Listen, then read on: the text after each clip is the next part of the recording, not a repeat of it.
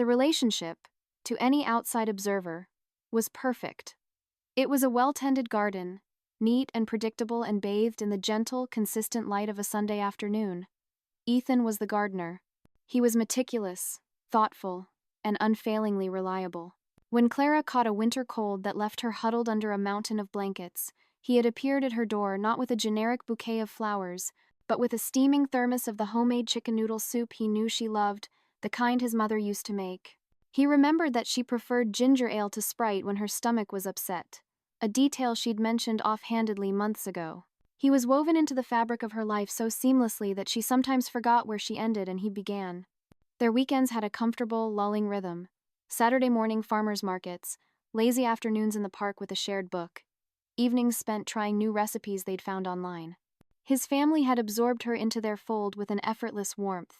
His mother, Carol, would text her pictures of her prize-winning roses, and his father would save her the corner piece of the brownie, the one with the most fudge.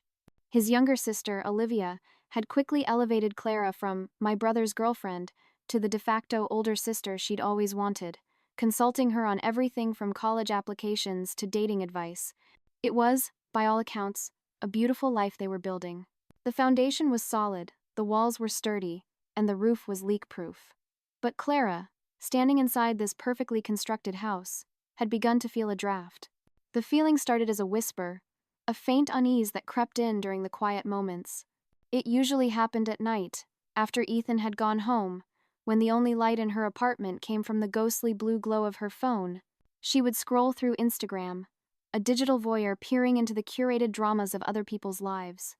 She saw breathtaking, tear-streaked proposal videos on windswept cliffs. She saw grainy photos of couples locked in passionate embraces, accompanied by captions about fighting through the hard times and coming out stronger.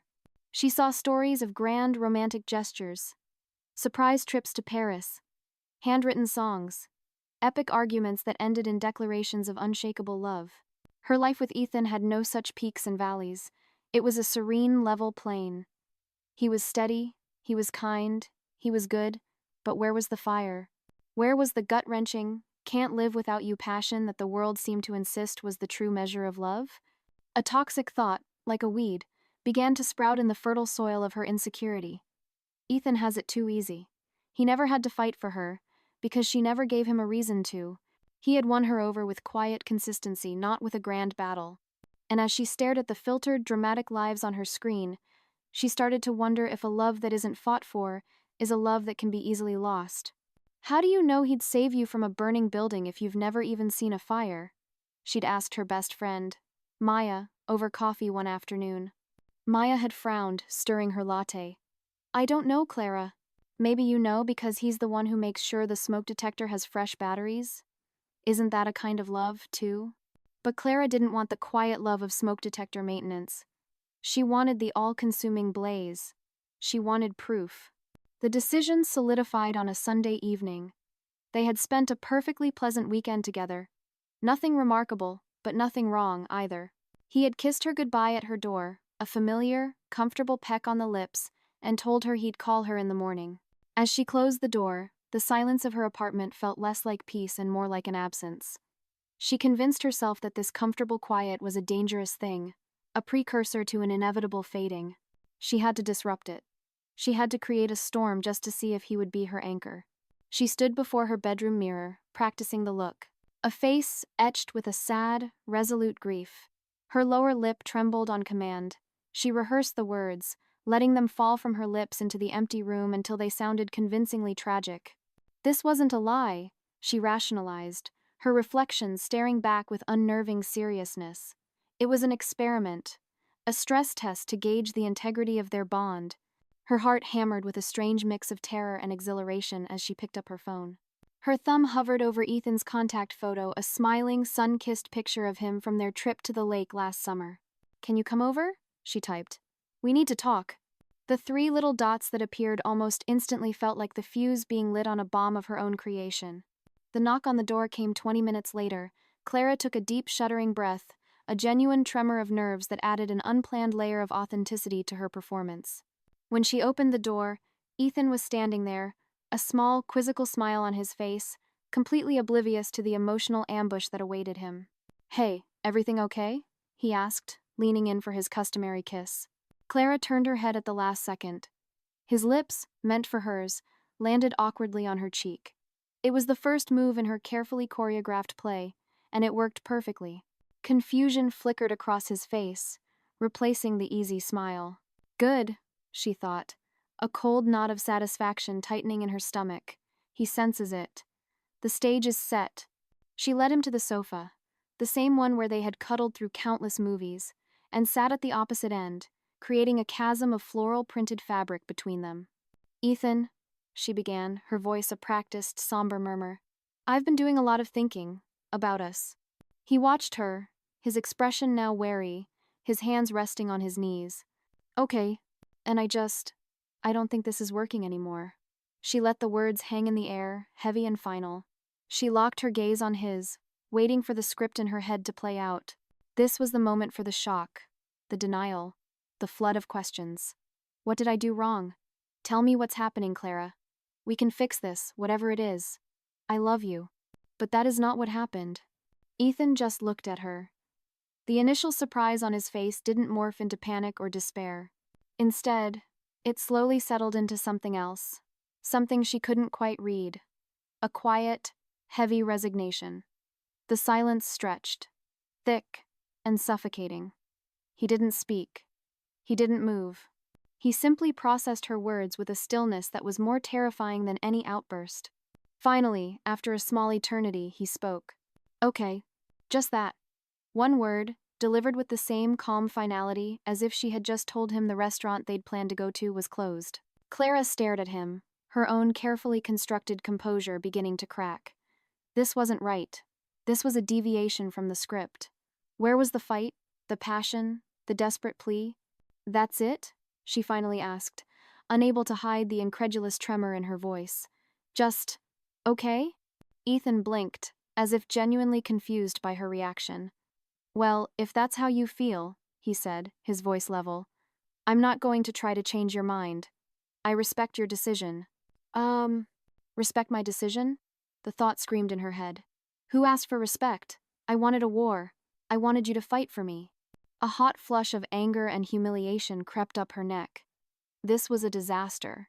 He was supposed to be proving his love, not his goddamn maturity. So, you're just going to walk away? She challenged, her voice rising. Just like that? After a year and a half, I meant that little to you? Now he looked truly puzzled. I don't understand, Clara. You just said you wanted to break up. I'm trying to respect what you want. The frustration was too much. The carefully built dam of her charade burst, and the truth, ugly and manipulative, came pouring out. You're supposed to fight for me, she blurted out, the words raw and childish even to her own ears.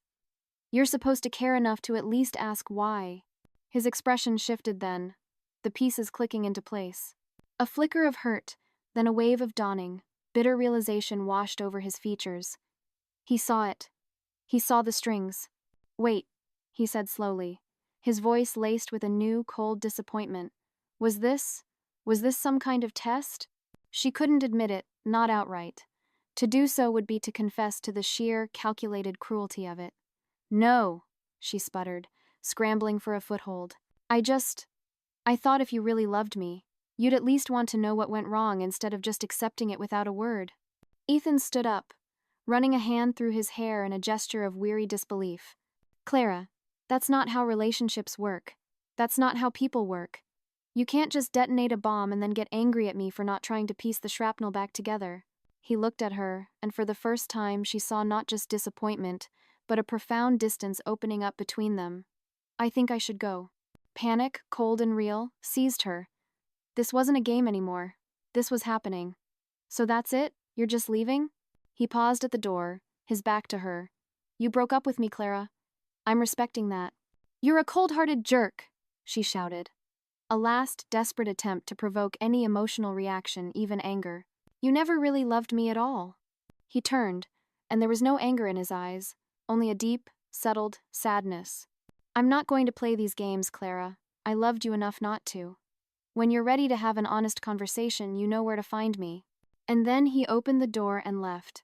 He just left. No tears, no begging, no grand gestures. He just walked away, closing the door softly behind him, leaving Clara alone in the wreckage of a war she had started and immediately lost. The first 24 hours were a blur of alternating fury and tearful regret. Clara's phone remained stubbornly silent. Every phantom buzz, every notification light, sent a jolt of hopeful adrenaline through her, only to be followed by the crushing disappointment that it wasn't him. By morning, her grief had hardened back into indignation. His calm departure, she convinced herself, was all the proof she needed. He didn't love her enough. A man who truly loved a woman would never have let her go so easily. Armed with this twisted justification, she launched her campaign. The first stop was Maya. They met at their usual coffee shop, and Clara, cupping her hands around a mocha, delivered her carefully curated version of events.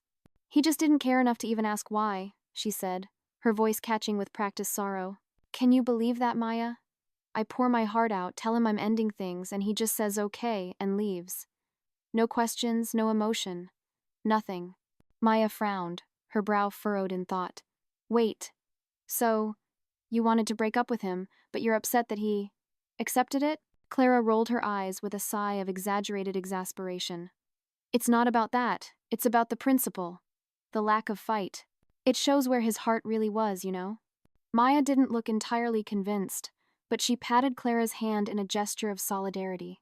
It was enough. Clara had planted the first seed of her narrative. Next, she took to social media. She didn't mention Ethan by name, of course. She was more subtle than that. She posted a black and white photo of a single raindrop on a windowpane with the caption, "Sometimes the quietest goodbyes are the most deafening." A broken heart emoji for good measure. The comments poured in immediately. "You deserve better," one friend wrote. "His loss, honey," said another. Each comment was a small balm on her wounded pride, a validation of her role as the victim. The real challenge was his family. 3 days after the breakup, she got a text from Olivia. "Clara, what happened? Ethan just told us you two are over, but he won't say why. Mom is really upset." Here, Clara knew she had to be strategic. She couldn't paint Ethan as a monster to his own sister. Instead, she hinted at a deeper, more tragic incompatibility. "There were problems brewing for a while," she texted back. "He was becoming emotionally distant. It was a really hard decision, but I think it's for the best." She was constructing a fortress of lies, with herself as the tragic, noble queen who had to make a heartbreaking choice. But the walls of that fortress were thinner than she realized. A week after the breakup, Olivia called. There was no warmth in her voice this time. It was flat and cold. "I talked to Ethan," she said without preamble. "He told me what really happened." Clara's stomach plummeted. "I don't know what he told you, but—" "He said you broke up with him as a test, Clara." Olivia cut her off, her voice uncharacteristically hard. "To see if he'd fight for you? Is that true?" "That's not, he's twisting things," Clara sputtered, her mind racing to find a new angle, a new lie. "Stop lying, Clara," Olivia said, and the words hit with the force of a slap. "Do you have any idea how manipulative that is? How cruel? My brother isn't perfect, but he's a good man who deserved the truth. He deserved better than being a pawn in your emotional game." The line went dead. Clara stared at her phone, stunned. How dare she? How dare Ethan betray their private moment and tell his family the actual truth, instead of sticking to the narrative Clara was so carefully crafting? The injustice of it burned. Her friends, too, were beginning to show signs of skepticism. While most offered unconditional support, some, like Maya, started asking probing questions. "I'm just trying to understand," Maya said gently one evening. "If you wanted more romance or reassurance, why didn't you just tell him?" "It's not that simple," Clara insisted, growing defensive. "It's not something you can just ask for. It has to be real." "Is it real if you have to orchestrate it?" Maya countered softly. Clara had no answer for that. She was losing control of the story. The sympathy she had so desperately craved was being replaced by a quiet, questioning judgment. Her fortress was crumbling, and she was trapped inside, alone with the uncomfortable truth she refused to face. As the days bled into weeks with no contact from Ethan, Clara's carefully constructed anger began to dissolve, leaving behind the raw, terrifying sediment of panic. He wasn't going to call. He wasn't going to show up at her door with a boombox over his head. He wasn't going to fight. He had accepted her decision, and he was moving on. The thought that she might have actually lost him for good, and for such a colossally stupid reason, was a physical ache in her chest. But her pride was a stubborn, unyielding beast. It wouldn't let her reach out. It wouldn't let her apologize. Instead, it whispered a new, more dangerous strategy. Double down. Show him what he's missing. Her social media became a performance piece. Every post was meticulously curated to project an image of a vibrant, thriving single woman. Here was Clara on a night out with friends, laughing with a cocktail in her hand. Here she was in a stunning new dress, captioned with a defiant, onwards and upwards. She knew he still followed her. Each post was a breadcrumb, a carefully crafted lure designed to pull him back into her orbit. In reality, her life was anything but vibrant. The nights out ended with her crying in the back of a taxi. The new dresses were worn for no one. Her days were consumed by an obsessive ritual of checking his online profiles, dissecting every post for a sign of heartbreak, but his digital footprint was infuriatingly normal. A photo from a hiking trip with friends, a proud picture of a paella he'd cooked, a link to an article about his industry. There were no sad song lyrics, no melancholic quotes, nothing. The breaking point came a month after the breakup. She heard through a mutual friend that Ethan had been promoted at work, a goal he'd been working tirelessly towards when they were together. In her twisted, desperate logic, this wasn't a sign of him moving on with his life. It was an opportunity. It was the perfect excuse for a grand reconciliatory gesture. The plan formed feverish and ill-advised. She would congratulate him in person. She bought a small, tasteful gift, a fountain pen, and a thoughtful card. She spent 2 hours on her hair and makeup. She put on the navy blue dress he had once told her made her eyes look like the ocean. This will remind him, she thought, a frantic hope fluttering in her chest. This will make him remember what he lost. She waited outside his downtown office building around closing time, her heart thumping against her ribs like a trapped bird. When he walked out of the revolving doors, deep in conversation with a colleague, and saw her standing there, his expression was not one of pleased surprise. It was wary, guarded, and almost resigned. "Clara?" he said, his voice low as he excused himself from his colleague. "What are you doing here?" "I heard about your promotion," she said, her voice a little too bright, a little too loud. She held out the gift bag. "I wanted to congratulate you in person." End of sec. He glanced around uncomfortably as other colleagues streamed past, their curious gazes lingering on her. "Clara, this isn't appropriate," he said quietly, not taking the gift. "I asked you for space." "I'm just being friendly," she insisted, the desperate edge in her voice growing sharper as she saw the plan unraveling before her eyes. "We can still be friends, right?" "No, Clara. We can't," he said, his tone firm but not unkind. "Not right now. I need you to respect that." A few of his coworkers had slowed their pace, their eavesdropping barely concealed. The public nature of his rejection, the sheer humiliation of it, ignited her temper. "Fine," she snapped, her voice rising. "Keep acting like you're so perfect, like you never made any mistakes in our relationship." "I'm going now," Ethan said, his voice controlled but tight, his face a mask of strained patience. "Please don't come to my workplace again." As he turned to walk toward the parking garage, something inside her snapped.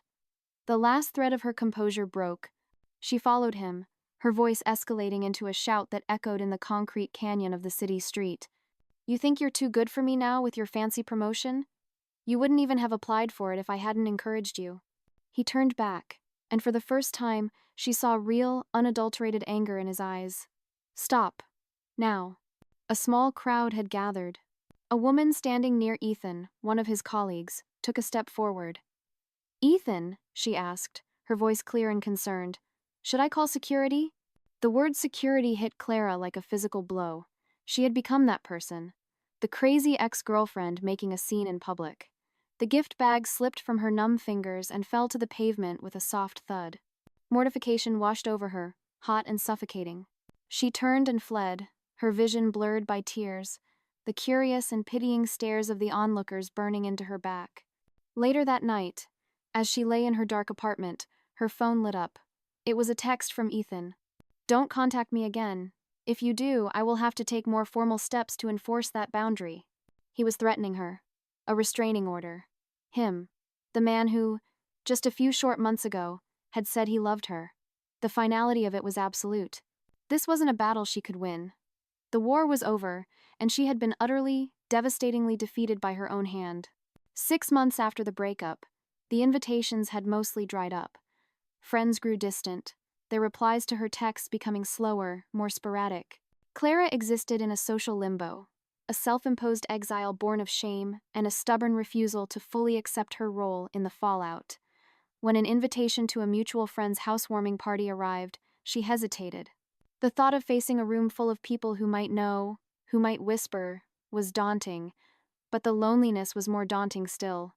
Besides, she told herself, it was a chance.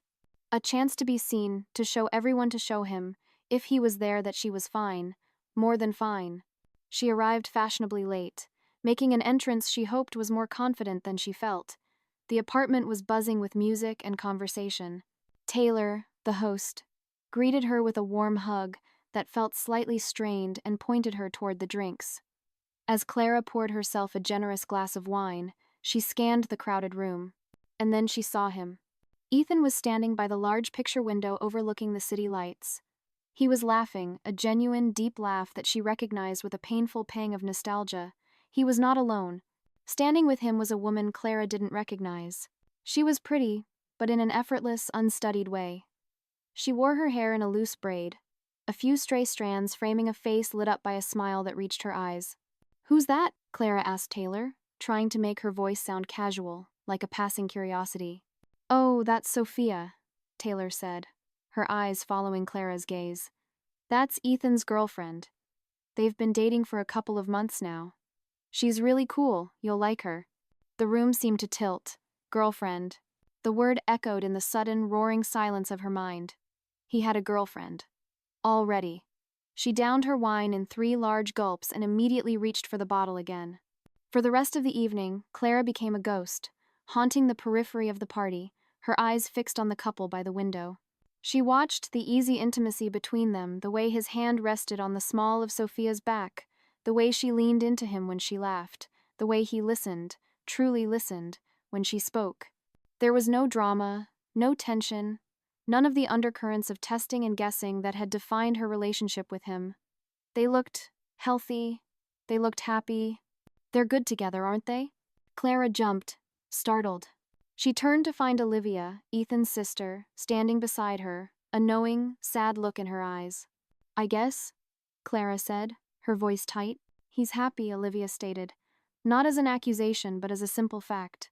"Happier than I've seen him in a long time." The implication hung in the air between them, unspoken but deafening. "Happier than when he was with you."